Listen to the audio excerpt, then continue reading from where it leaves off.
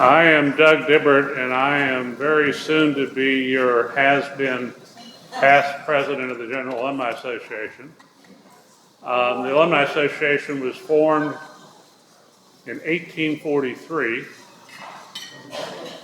by John Motley Moorhead, who was then governor of North Carolina. There were 31 of them present, 2 other future governors.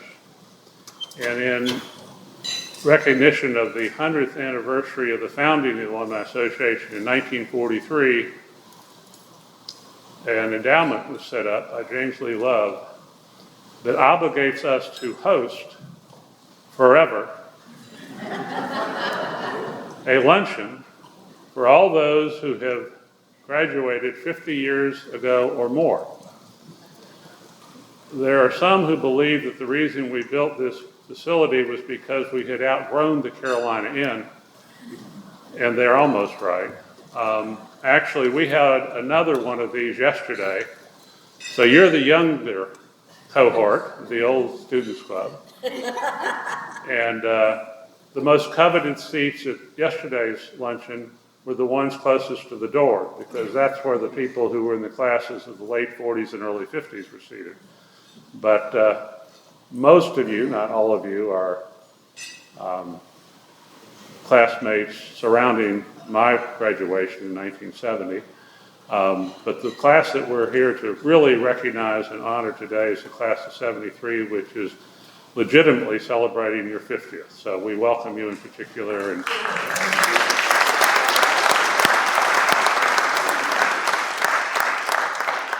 we will have a program that we're sure you'll enjoy, but at the moment, I'm going to introduce to give our invocation from the class of 73, Betsy Warren Wilson. And I'm going to tell you a little bit about Betsy because Betsy was kind enough to tell us a little bit about herself. She graduated with a degree in industrial relations, and then she went to Wake Forest Law School. Her hometown is Cleveland. I did that without a T because I went to Fayetteville. She now lives in Memphis. Her daughter, her sister, and her mother are all UNC graduates. She was a Kappa Gamma. She was in the Order of the Valkyries, and worked on the fall orientation, was in the student legislature. She's currently practicing law in Memphis, and she focuses on medical disability. She's also taught at the University of Memphis School of Business. Her husband, Paul, and she have been married for 45 years, and they're the proud parents of a son and 2 daughters, and the proud grandparents of 5 granddaughters. She's a volunteer in the Episcopal Parish. She plays bridge, loves Pilates, and she's a voracious reader.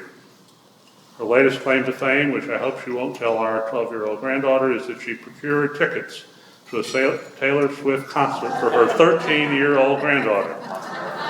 So, Betsy, I hope that my introduction was not nearly as, let's put it this way, I hope it's not longer than your invocation, but please come forward.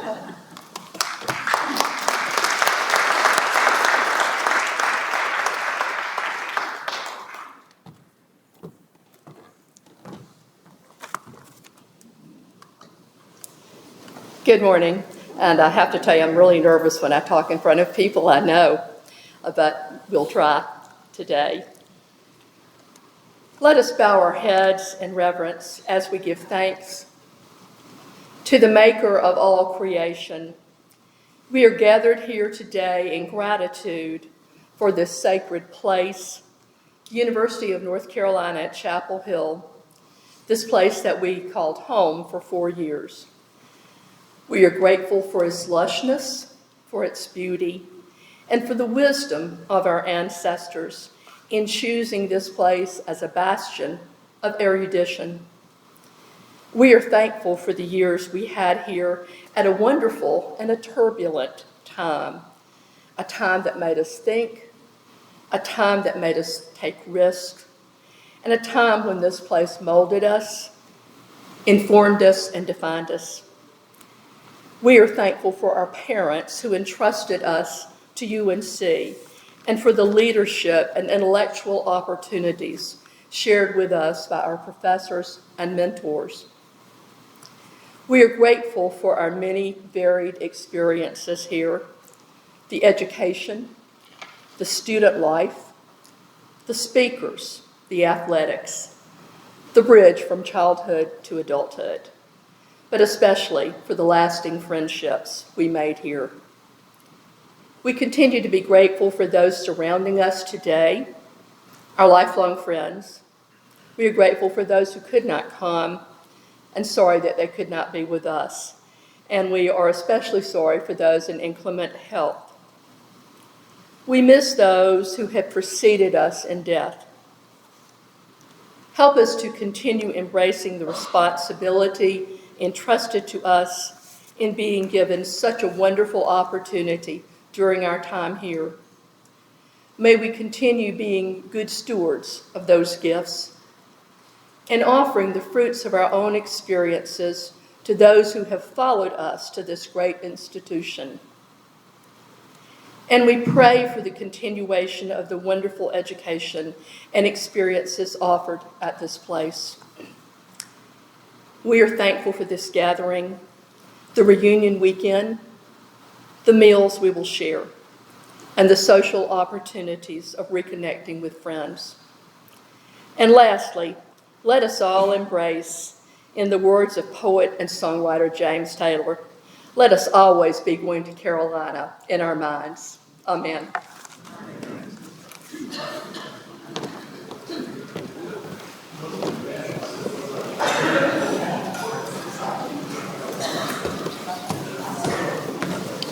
Please enjoy your lunch, and we'll be back afterwards with the program.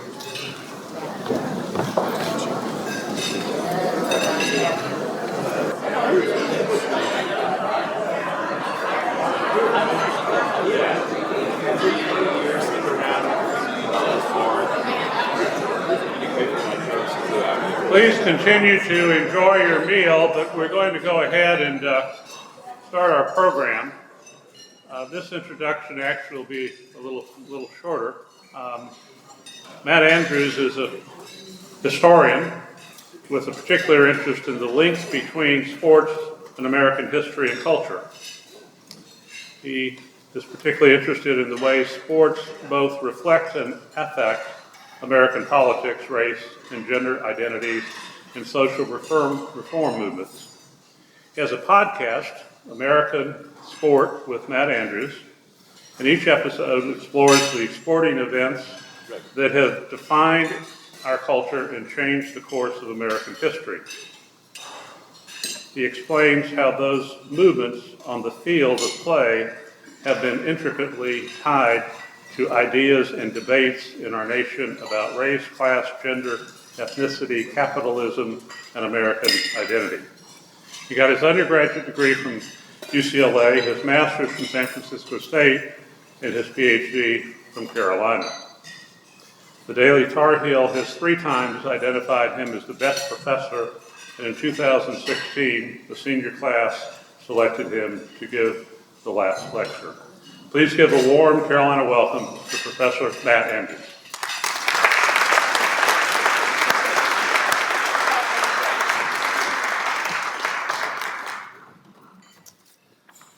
Thank you so much. Can you hear me in back okay? Yeah? All right. So I'll try to pay attention to the sound here. I want to thank Doug for having me here. I was originally asked to speak at this event last year, and 3 days before doing so, I fell off my mountain bike and broke my ribs and couldn't talk for about 3 weeks, so we decided probably not a good idea to get me here. So here I am. The timing would have been especially good last spring because we were all kind of buzzing in the afterglow of the Final Four run. A little less successful with regards to wins and losses this time. But I'm pleased to be here this year to discuss the power and the significance and the community making of basketball in this state. You know, basketball has long brought people together. Let me get my first slide up here, what I'm going to talk about today. Basketball has long brought people together in this state. I probably don't have to tell you this, but it has also divided people. That's something I'm going to be talking about today. But the way that little orange ball brings people together in basketball communion, that's one of the things that I like to explore in my course, Race in Basketball. My teaching assistants and I just submitted 275 grades about an hour ago for that course. I'm officially on summer break, I guess, after I do this talk. And I'm going to give you a sense of the types of things that I talk about in that course. I teach a course called Baseball and American History. I teach a course on the Olympic Games. Again, I like to use sports to explore the American past. And so what I thought I would do today is explore just some bits and pieces about the rich history of basketball in this state. You'll probably, if you're a big basketball fan, you'll know some of these stories, but I hope I'll be able to teach you something here. This is a basketball history that began no later than 1905. When the Wake Forest College Battling Baptists, they took on the Trinity Methodists, a school that's now known as Duke, at Trinity College. The names of the teams, right, the Battling Baptists and the Trinity Methodists, clue us into the immense significance of religion in North Carolina life, obviously. And they played the game in this building, Angier Gym. It's known as the Ark. The structure is still there on Duke's campus. Trust me on this one, if you ever find yourself on Duke's older East campus, that's not where Cameron is, it's the other one, spend a few moments walking around and find this building and walk into it. They have a lot of dance recitals there now. Here's what it looks like on the inside. It's like going back into the past. It very much reminds me of the gym where James Naismith invented basketball in Springfield, Massachusetts in 1891. It's small, it's cramped. There's a circular track on the second floor where one could hang a basket from. And so when Wake Forest played the Trinity Methodists in 1905, this was the first collegiate basketball game below the Mason-Dixon line. So when I talk about the start of basketball history in this state, I start here in 1905. So here's what I'm going to do today. As a way of telling you the story of basketball in this state, I thought I would give you a list, my list of the top 5 teams in North Carolina basketball history, the greatest teams in the history of the state. I'll call this my Tar Heel top 5. But this will not be your usual top 5 list. I'm actually not going to be pointing to the teams that I think are the absolute best basketball teams. I'm not going to be talking about David Thompson and the 1974 NC State Wolfpack. I'm not going to be talking about Christian Laettner and Bobby Hurley and the Duke teams of the early 1990s. I'm not going to be talking about the remarkable Tar Heel team in 2009 when they just stormed through the NCAA tournament, won every game by double digits. I actually thought that was kind of a boring NCAA tournament. No one else thinks so, but none of the games were close. So I'm not going to be talking about those teams, and here's why. As a historian, I don't think of these necessarily as especially historically significant teams. As someone who studies basketball and American history, I'm interested in the teams that can reveal something what I think is very significant about the American past. I moved to the state of North Carolina 23 years ago, and when I wanted to learn about the history of this state, I did so by learning about basketball, by reading about basketball and the connections between basketball and ideas about race and class and gender and regional identity. So here comes my top 5 North Carolina teams with some unexpected teams on it, I think.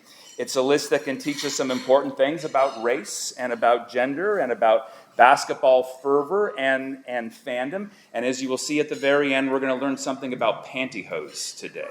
That's the first time anyone has ever laughed when I use that line. So people usually look at me like I'm insane.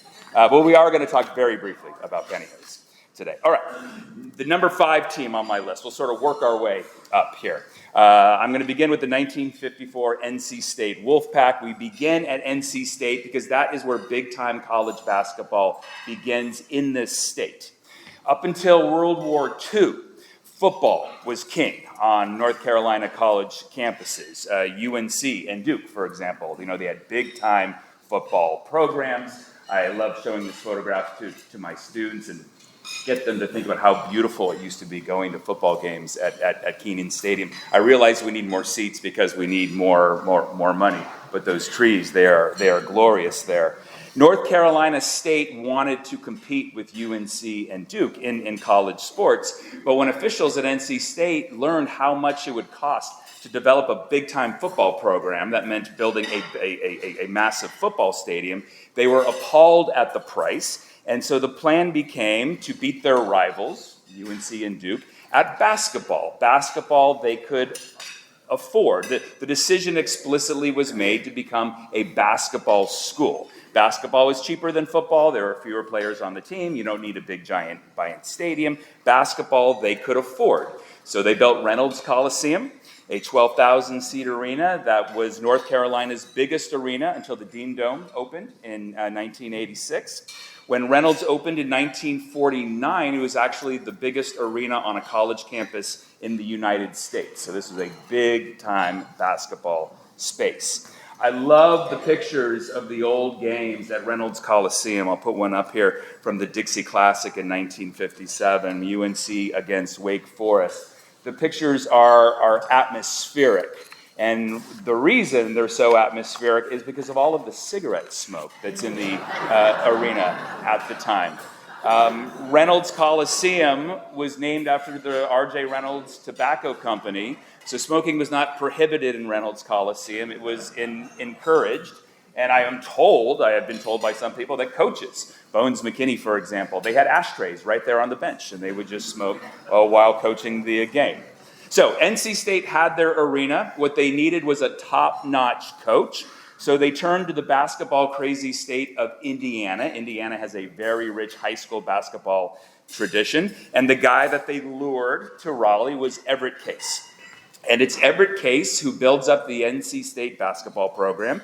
And it's Everett Case who really puts basketball on the map in the state of North Carolina.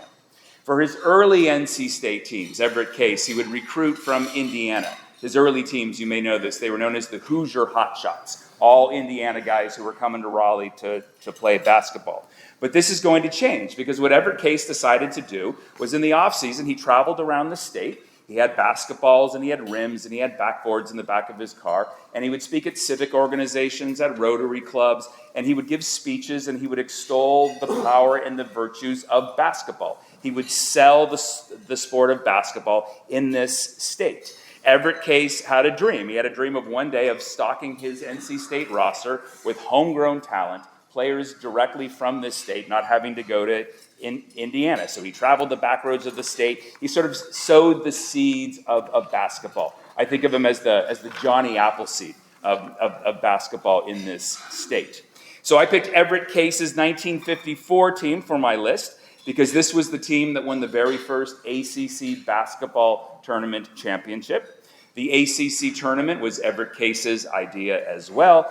He had come from Indiana where they had a prestigious, a historic high school basketball tournament, and it was Case who convinced the ACC leaders that we need to do this here. What made the ACC tournament special all the way until the mid-1970s, and you all know this, you had to win the ACC tournament to get into the NCAA tournament. You know, you could be the second best team in the nation, but if you did not win the ACC tournament, you were not invited to the NCAA tournament. This gave the ACC tournament that kind of single game magic, that March Madness magic that we see today. So Everett Case and his historic early teams at NC State, they're number 5 on my list. All right, here's a team we'll be a little more we'll know a little bit more about. Let's talk about the 1957 UNC Tar Heels, and I'm going to take this in a different direction in just a second than you're probably used to.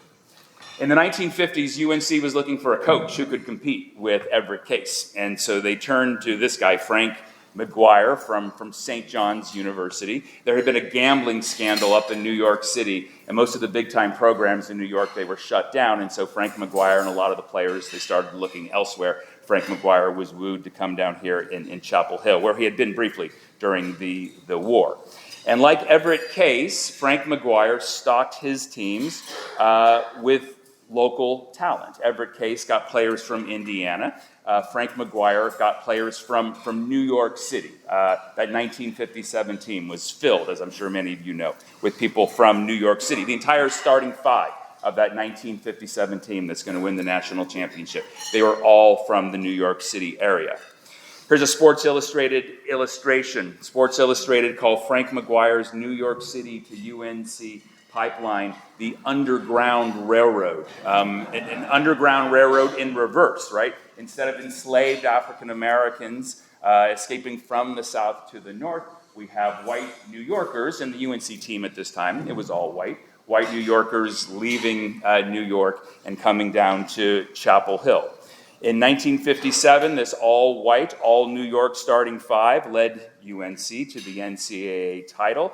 That team, I have learned when I moved here, is absolutely legendary around here. They were undefeated, 32-0, but they were not dominant. I think that's one of the things that was so interesting about this team. They played 4 overtime games in 1957.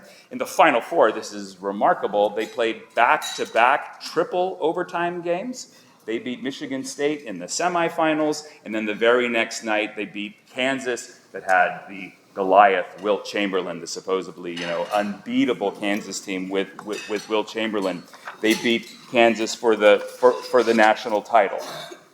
After the win over Kansas, I've done a lot of research about this moment. Students left the dormitories and the restaurants and the bars where they were listening to this game on radio or they were watching the game on television, kind of a new idea, watching college basketball on TV. Students formed a massive conga line in Franklin Street, something they don't do anymore.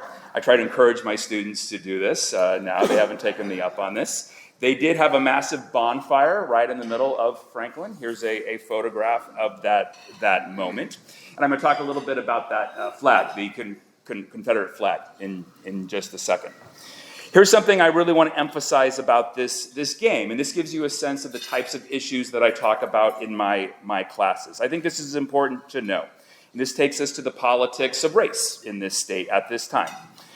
UNC's 1957 national basketball title was a landmark for the state of North Carolina.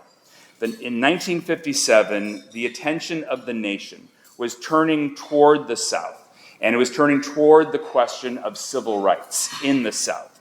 Much of the nation was disparaging and condemning the South for the slow pace of change when it came to civil rights, especially after the Supreme Court mandated desegregation in 1954, and a lot of parts of the South, they were dragging their feet. The segregationist South was under attack in the late 1950s, and for good reasons. And now here was this victory, right? UNC was the first school from a former Confederate state to win a collegiate national championship in basketball. This was a win that many people were proud of, but it seems to me that many white North Carolinians and many white Southerners were especially proud of in 1957 for reasons that have to do with Southern pride. And I think to an extent, or maybe more than an extent, for reasons that have to do with race. There's that bonfire there, and there's that flag that's being waved in 1957. It's not a UNC banner. It's not a North Carolina flag. It's a Confederate flag that is being waved. This is a statement of white Southern pride. And I'm going to keep on going with this. Let's go to the airport when the team arrives. 10,000 North Carolinians went to RDU to welcome the team back from Kansas City, where the championship was. The newspaper reports tell me that the airplane had to twice abort landing because everyone just ran onto the tarmac to greet the plane, which you're not supposed to do. They eventually cleared the tarmac, and the plane landed, and the conquering heroes disembarked. Here are some of the signs that are being held up, welcoming the team back. UNC wilted the stilt. That's clever. That's a reference to Wilt Chamberlain there. But we have welcome rebel Yanks over there on the right. Yeah, you may be from New York City, but you're Southern rebels now. And then there's the one in the middle, number 1 for Dixie. Not North Carolina, not UNC, but Dixie. This obviously means the white South. We celebrate the role of sports in the process of desegregation in this country, and we should. That's one of the main themes in my sports and politics courses. But to an extent, this is the other side of the story. The early moments of the basketball craze in the state of North Carolina are wrapped up in the politics of white Southern pride. I think this is evidence of that. I've done some some research on this moment, and I keep looking, how are people talking about this after the victory in 1957? And I recently came across this article in the Daily Tar Heel, in which the author says, "Winning it all is wonderful, but we Tar Heels will be even more proud of our alma mater when we can look at our bench and see players who were born and raised in the great," and that's what they wrote, I don't know if that's what people said back then, or if that was just a typo, "in the great old state of North Carolina." We want North Carolinians on this team to win us a national championship.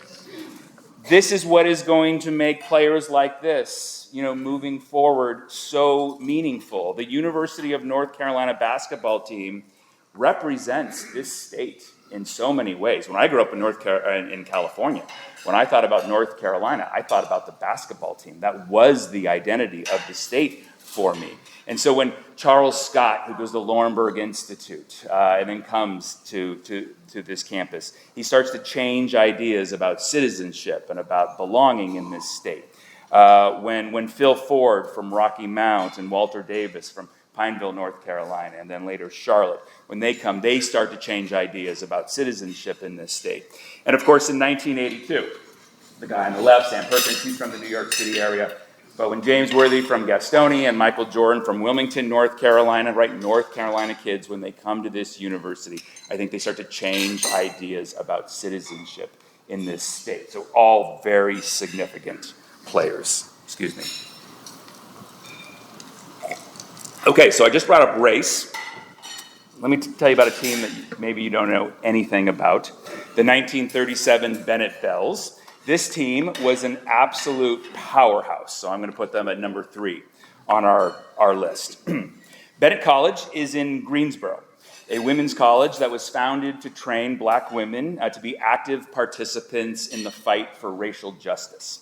And at first, basketball was seen as an asset in this project. The Bennett administration, they emphasized basketball. They wanted their female students to play basketball for reasons that had to do with health, but for reasons that also had to do with developing racial dignity and racial pride. The team members at Bennett, they were known as Bennett Bells, as in Southern Belles. The idea that these players, they were feminine and they were respectable. They built a remarkable program at Bennett. Basketball was absolutely racially segregated in North Carolina and in the South at this time. But in the 1930s, Bennett College had probably the top women's basketball program in the entire nation. That was probably the best women's basketball team in the entire United States. They played all comers. They played high school teams, they played college teams, they played professional barnstorming teams who would come down from Philadelphia and New York to Greensboro and play basketball. In 1937, the Chicago Defender, which was the most widely read African-American newspaper, they called the Bennett Bells the nation's best female cage team. And if you don't know this, early basketball players were often called cagers because early basketball games often had cages around the court, so the spectators couldn't interfere. So basketball players were called cagers. That's actually why the backboard was invented. Also in basketball, the backboard was not invented to aid the shooter. It was invented to keep people like me from hanging down and disturbing the ball when someone made a shot. So spectators, they were very, very rowdy back then. In 1937, then, the Bells were the nation's best, but just a few years later, this program is going to be canceled. This program is going to be disbanded. And the reason why it was disbanded is that this team of young black women, this team was too good. There was a rising chorus of voices in the African-American community and among Bennett administrators who argued that one of the keys to civil rights gains in the 1930s and the 1940s, one of the keys were conventional and sharply defined gender roles. Black men had to be gentlemen at all times, and African-American women had to be ladies at all times. And running and sweating and displaying grit and playing powerful basketball was not considered ladylike by the Bennett administration in the 1930s and the 1940s. So it was this brutal no-win calculus for the Bennett Bells. The more successful they were, the more unladylike they were thought to be. And so in 1942, the administration at Bennett, they made the decision to cut the basketball program. They got rid of basketball in the name of racial progress. That was the idea in 1942. The Bennett players, they were very upset. They protested. One of them, Ruth Glover, that's her fourth from the left there, she tried to explain to the administration, or she said later in an interview about this, we were ladies, we just played like boys. But for the Bennett administration, that was the problem. To be a lady, you had to be ladylike at all times, and being like a boy playing basketball. This speaks to the gender ideas in this era. That was not allowed. So the Bennett Bells in 1937, a remarkable team, but 5 years later, that program did not exist. Let's keep counting toward the top then. Number 2 on our list of greatest North Carolina basketball teams also comes from the state's black colleges. It is a special team with a very special coach.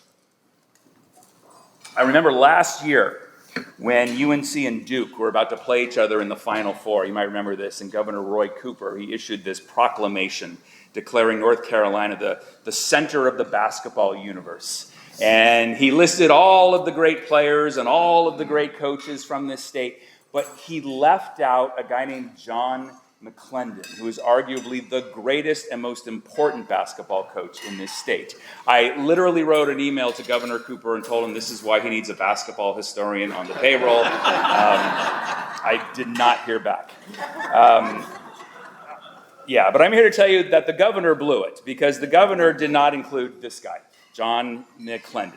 John McClendon is one of the great but forgotten figures in the history of all of college basketball. He was one of the game's great strategists, always tinkering. For example, he was trying to figure out, he was coaching at NC Central, which back then was known as the North Carolina College for Negroes. It was the all-black school in the UNC administration.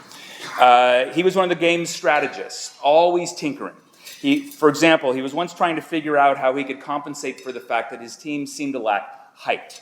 And McClendon hit on the idea, if you can't defend at a high rate because you're not big enough, then you should try to outscore your opponents at a high rate through swift movements down the court, even after your opponent made a basket. John McClendon did not invent what we call the fast break, or back in the 40s, what was just called racehorse basketball. But John McClendon is the one who introduced furious speed to the game of basketball. He wanted his players to take a shot no later than 7 seconds after gaining possession of the ball. We are going to run the other team to death. McClendon later had another innovation. When other schools started matching him fast break for fast break, he adopted again, and he went with a delay offense. This was possible in an era before the shot clock. McClendon's strategy was to get the lead. This may sound very familiar to you. Was to get the lead, put players in the four corners of the court, and pass the ball around. It was a delay stalling offense. A young coach at UNC, assistant coach, paid attention to what John McClendon was doing it. He copied it. Dean Smith always said where he got it. He said, I got it from John McClendon, but he called it his four corners offense. He's famous for it. There's a sports bar, named after it on Franklin Street, but that's where he got it from. He got the idea from John McClendon. So John McClendon is one of the game's great innovators. He also played a role in breaching Jim Crow segregation in the South. This is a story that surfaced about 20 years ago. Maybe you've heard this. He was instrumental in something known as the secret game. This happened in 1944. In 1944, the two best basketball teams in this region were NC Central, the black players at the College for Negroes, and a team made up of white medical students at Duke. I know that sounds kind of weird, but that was the fact. During the war, UNC had a Navy flight school here, right? During the war, Duke hosted medical students. They were training medical students to be doctors, military doctors. And at Duke were a number of young men who were training to be doctors, but were also very good at basketball. They formed a team, and they proved that they were the best team on the Duke campus. They played the Duke varsity, and they crushed them. The doctors were the much better team. By chance, one afternoon, black players from the NC College for Negroes and some of these white medical students from Duke, they met in Durham at a secret interracial prayer meeting. And I say secret because an interracial prayer gathering was against the law in North Carolina in 1944 because of Jim Crow segregation, such as the madness of segregation. So there was illegal prayer at this meeting, and there was also some friendly trash talking going on. Young men will do this. Black and white players each claiming that their team was the best. Well, there's one way to settle this in basketball, right? Let's take it to the court and let's see who's actually better. And so a game, the secret game, was played on Sunday morning, March 12th, 1944. Sunday morning, because all of Durham was at church and they would not notice 12 white guys in cars driving into the black part of Durham and getting out of their cars and running very hurriedly into the gym. John McClendon had covered the windows and he locked the doors. And inside were players from both teams and a referee, and they played basketball. Who had the better team? Well, that team was better. The North Carolina College for Negroes, they were twice as good as the Duke team. Using their innovative fast break, they doubled up the medical students. The score was 88-44. And then they took a break and they had refreshments, and then they played another game, a mixed race game. They mixed up the teams and they played shirts and skins, which I just think is a wonderful metaphor for desegregation and integration in this state. So it's a radical moment. It was against the law. It all happened away from the public eye. No one even knew about this until about 25 years ago when a historian did a little research and has subsequently written a book about it. So I think of this secret game as a perfect metaphor for John McClendon's career. So many of his wins and remarkable accomplishments, they were not seen by white basketball fans. But we need to acknowledge John McClendon's contributions. As the guy who popularized the fast break and who came up with the idea of the four corners offense, every coach, from Roy Williams to Hubert Davis to Coach K to LaBelle Moton at NC Central today, they all have some of John McClendon's coaching DNA in them.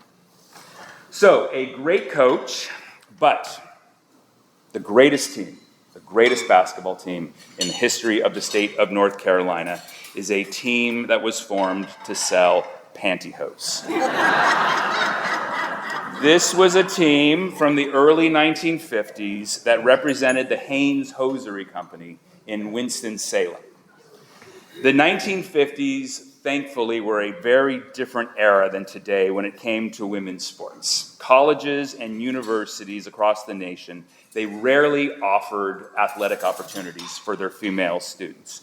In fact, they would not until 1972 and the passage of Title IX. In fact, it took a few years after that. And so if you were a female basketball player back then, the best opportunity you had was representing a company in what was known as Industrial League Basketball. I'm going to get an example up here. Companies recruited female players. They hired them as secretaries, but their real job was to play basketball, right? You're a secretary, because they were supposed to be amateurs. They weren't supposed to be paid. So we'll pay you to be a secretary, but we don't care about your typing skills. How's your jump shot? How's your left-handed dribble? Stuff like that. They would put these players in these flashy satin uniforms, decorated with the company name and the company logo, and they would send them out to compete. This was marketing, right? This is exactly what's going on here. It's marketing. These industrial teams were the pinnacle of women's team sports in the 1940s and the 1950s. This is as good as it got. And the best of the bunch was the team that represented the Hanes Hosiery Company in Winston-Salem. Hanes Hosiery played in something called the Southern Textile League in the 1950s. This was a league governed by the Amateur Athletic Union, the AAU, and this team just laid waste to the competition. These were their two best players, the two E's, Eunice Futch and Eki Jordan. Futch was the nation's top center. Jordan was a dazzling ball handler. I'll let you figure out which one was the center and which one was the ball handler. Led by the two E's, Haynes Hosiery had a remarkable 102-game winning streak that stretched over 4 seasons. They won 3 consecutive AAU national championships, 1951, 1952, 51, 52, and 53.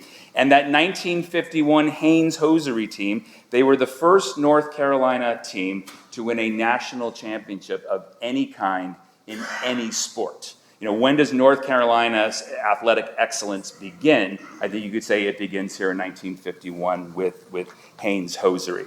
I wish I had an illustration of this, but there's one other thing that I just want to briefly mention about these AAU basketball tournaments. They would happen like this. There would be basketball, of course, but just to give us a sense of the gender norms of this era, every single basketball player on every single team, after playing their game, they were paraded on a stage before a panel of judges, male judges, and they were graded on their beauty. And at the end of the tournament, there would be an all-tournament basketball team, the 5 best basketball players, and then the all-beauty team, the 5 most beautiful basketball players, who in their basketball uniforms were given tiaras and robes and roses, and they would have their photograph taken. So it's evidence of, here we have these dazzling, powerful, remarkable athletes, but it's a reminder of how people thought about gender and how people thought about female athletes in the 1950s. But give it up for Haynes Hosiery. They were a remarkable team. I tell my students in my basketball and American history course, any list of the best basketball teams in North Carolina history has to have Haynes Hosiery at the top. So I'm putting my money where my mouth is. That's where they are. They are going to be number 1 on this list. So, I have no idea if this is what you expected or if this is what you wanted to hear when you came here today, but this is the type of things that I do in my class. Yeah, thank you very much. I appreciate it.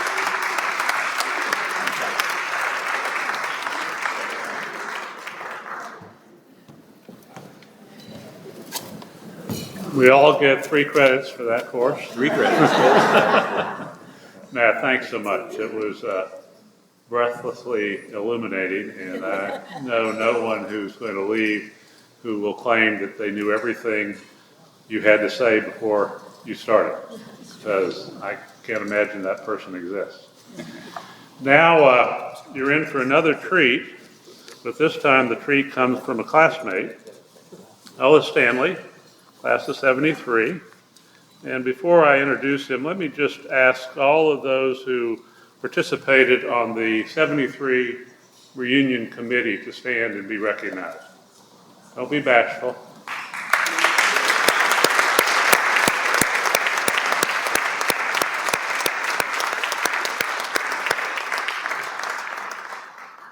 Ellis is one of the country's foremost leaders in emergency management, homeland security, and major event planning, with over 45 years of experience.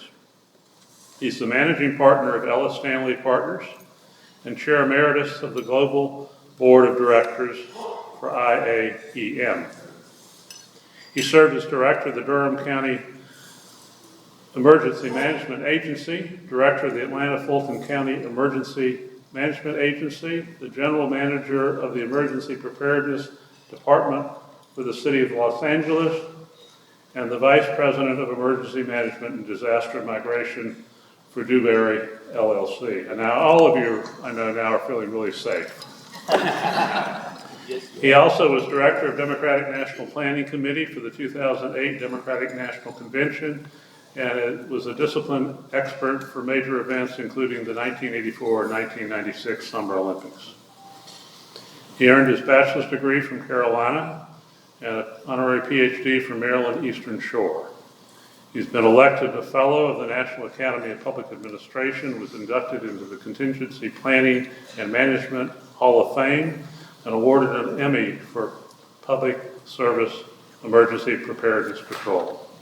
I could go on, but let me acknowledge that he's been married to Iris, class of 75 for 48 years. They have 2 sons, Ellis Jr. from class of 99, and Christopher, who graduated from an institution that is east of here in Wake County. Alice, it's all yours.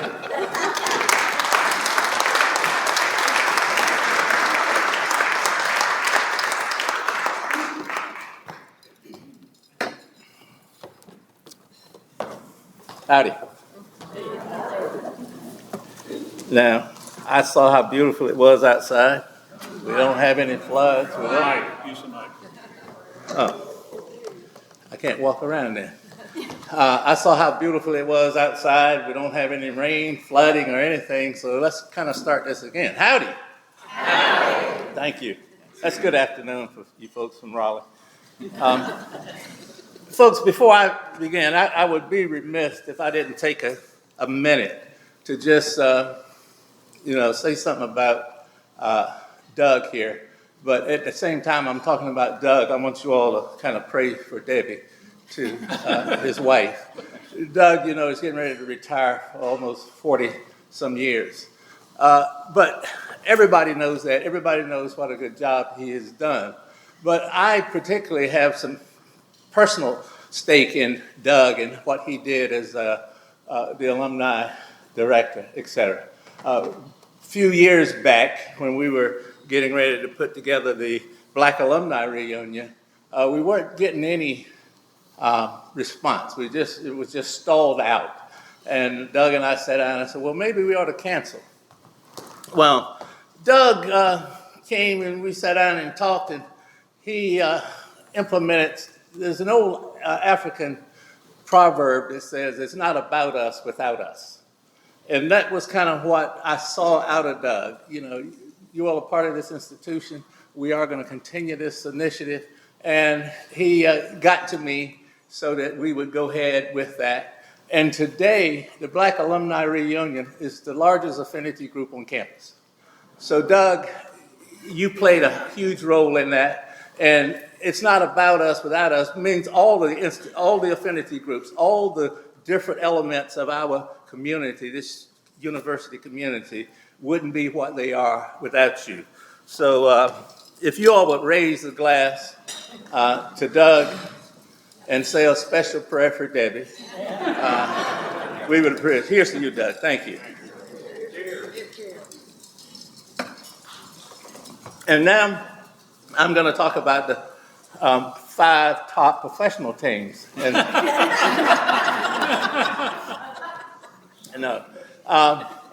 the first day I walked on campus, it wasn't much different from what I'm looking at now. It wasn't much different at all.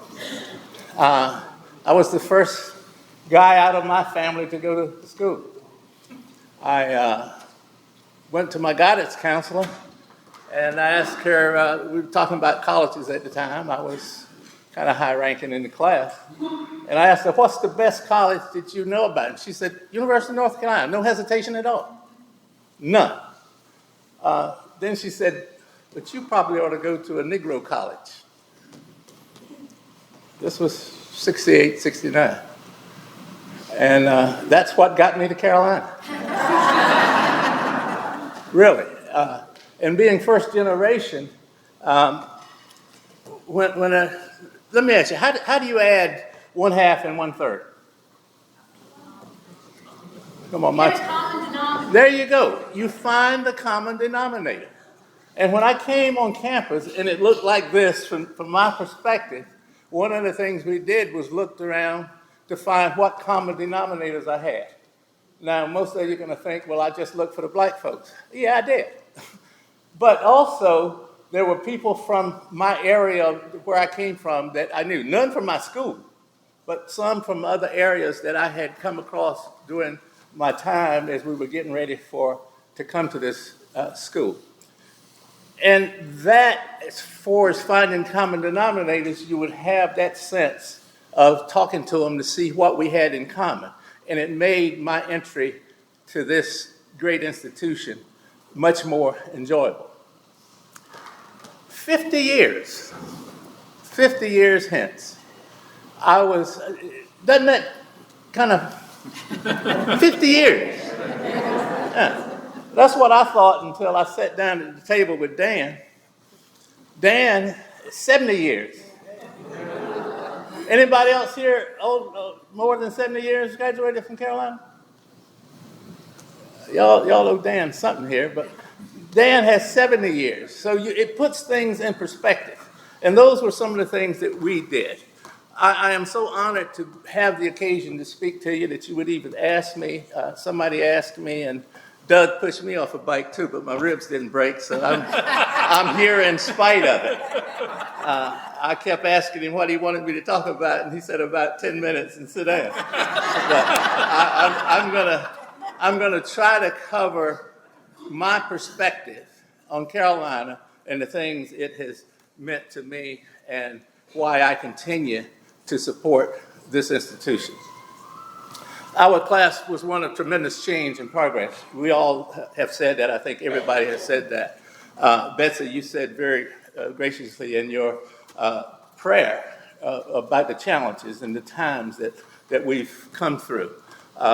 Tumultuous years. King had been killed in 68.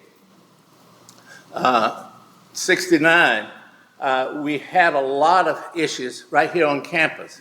One of the things that stick out to me coming in as a freshman, and one of the things that the Black student movement had got started that year in 1969. And one of the things that I think, helped to change was the cafeteria workers.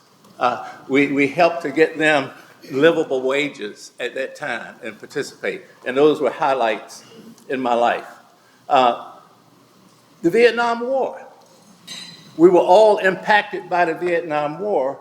Many of us in the class of 73 were lottery people. We had friends that went. We had friends that didn't come back. That was one of those common denominators that brought us closer together. The music of the time. Marvin Gaye, I think everybody can relate to Marvin Gaye. Curtis Mayfield, those were the people that sung of the challenges that we had. Lots of music played a role in the way and the thing we did back then. We experienced incredible moments of triumph and unity. You didn't talk about Dean Smith that much, but Dean Smith was one of those common denominators that we all, especially the Black students on campus, could rally around because of his openness.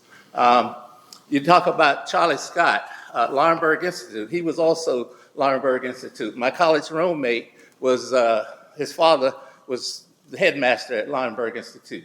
So we could all rally around those things called sports, those people that we knew. I lived in the dorm with the athletes. So that was a thing, and as that circle grew, we learned and we gathered more friends, and we were able to do things. When I talk about music, I don't know how many of you remember, but about 11 o'clock, 12 o'clock during the day, there would be a group of Black folks walking across the quad singing.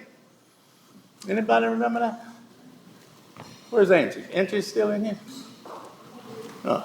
But we sing it every day. So those were common things. One of the things that we did as far as going to classes and all, we actually had study breaks together to bring in. And these were just people that we knew. They were not just of one dimension. It was a group of people that helped us to deal with what we were trying to deal with. Charlie Scott changed the program in North Carolina in that all the people that Matt talked about, it opened the door for a lot of other folks. And it wasn't just for North Carolina, it was just for good basketball. And Dean Smith will always be remembered, not for his coaching ability only, but for his stance on civil rights and doing the right thing.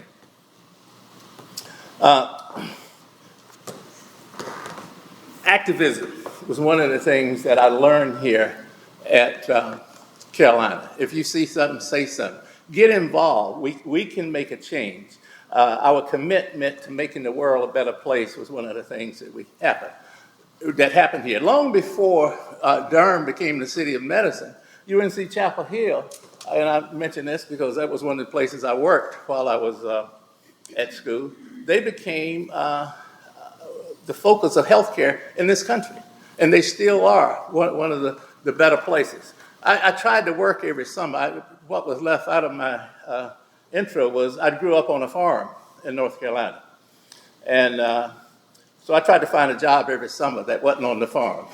So I stayed around here and worked. And the medical school was one of those things. The population center, I don't know how many of you remember that, but it was one of those areas in which Carolina led the way and actually changed some impetus.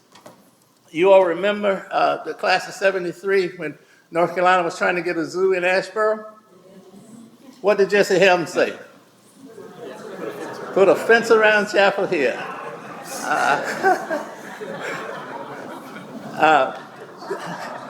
He did. I mean, Jesse Helms had a commentary every afternoon. He was chairman of, Channel 5? One of the TV stations over there. But that was what made UNC great. We didn't just look at the boundaries of the campus. We actually had global impact and did a lot of things. I was just talking about the Laurenberg Institute, and I see the new headmaster just walked in on the back. These cell phones, boy, they take information and send it everywhere, don't they? In 69, when we came here, we were a global nation. A year later, we had the Kent state riots, but the Vietnam War was raging. The Stonewall riots in New York City that led to what we're dealing with now as far as the LGBTQ initiatives. How many of you remember Woodstock? If you remember, you obviously wasn't there.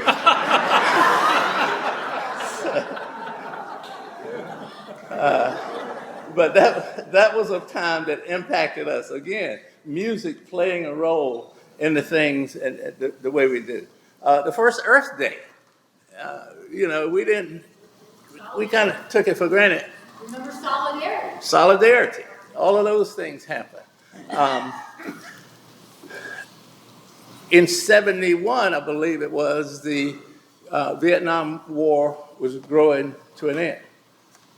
And the fortunate part, some of our friends that had gone to Vietnam, they were coming back. Not the same as they were when they left. Some actually came back and finished school with us. Some didn't. Some came back and couldn't finish. And those are the things that war will do. But as a nation, as a school, we still surrounded them and put them as part of our comfort zone.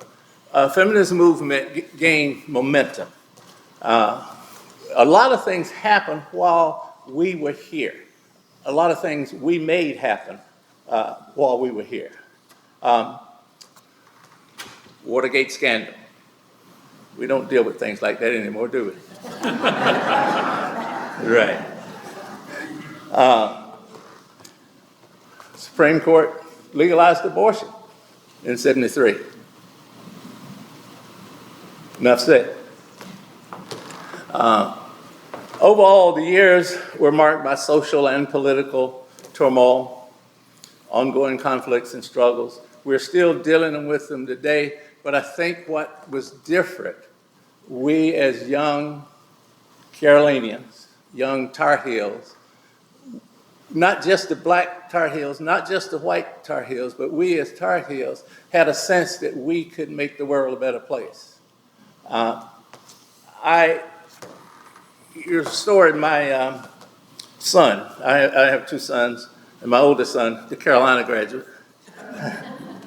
said this to me one day and said, "Dad, I think you'd like this." And it goes like this. My grandfather walked 10 miles to work every day. My father walked 5. I drive a Cadillac. My son is in a Mercedes. My grandson will be in a Ferrari.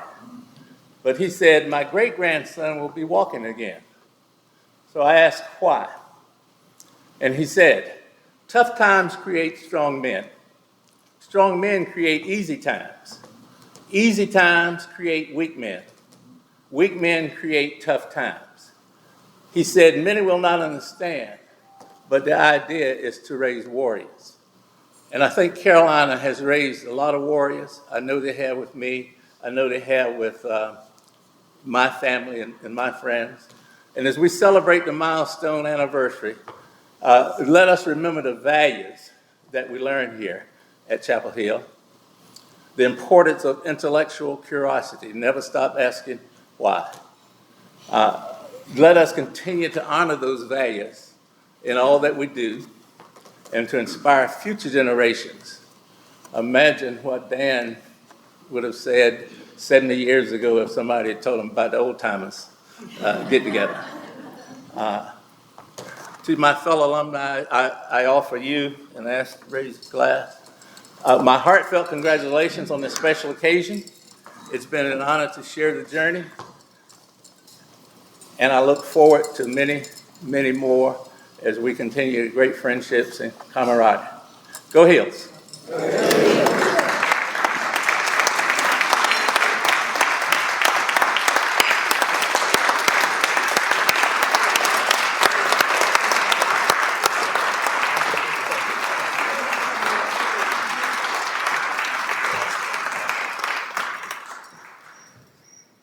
Ellis, that was wonderful. You're in a room full of warriors. I will remind you that when we had that conversation about where Bar was at that particular moment, there was a question as to whether or not it should be canceled for that year. And I said, well, Ellis, it's hard to have an annual event if you don't do it annually. And we still have a couple weeks. And if you build it, you will come. And so you built it. I mean, it got on the phone and it's never been the same since. Now, it did help when we moved it to homecoming, because that has real meaning in the community, and that's been really glorious to see it evolve over the years. Reference has been made to Dan. Dan is Dan Perry, who is in the class of 53, who, when he graduated, had his photograph taken from someone who was there celebrating his 50th reunion. So you can go back, someone from class of 1903. Well, earlier today, Dan had his photo taken with the class president for the class of 2023. So you will see that photo.